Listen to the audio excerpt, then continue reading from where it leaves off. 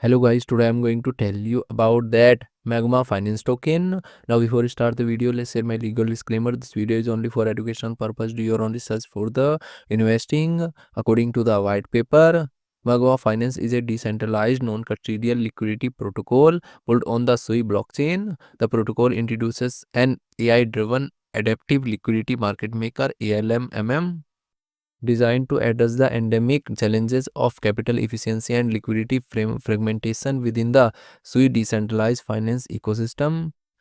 Magma Finance core objective is to create a foundational liquidity infrastructure that transforms passively supplied capital into the actively managed high yield generating assets.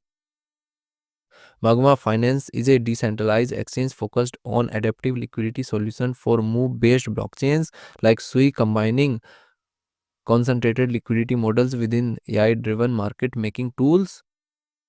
Magma Finance positions itself as a Sui liquidity infrastructure, blending AI-driven efficiency with community governance. Its success hinges on Sui adoption and execution against established DEX revivals. Can Magma adaptive models outpace competitors with maintaining? Magma Finance project institution rating is 3.6.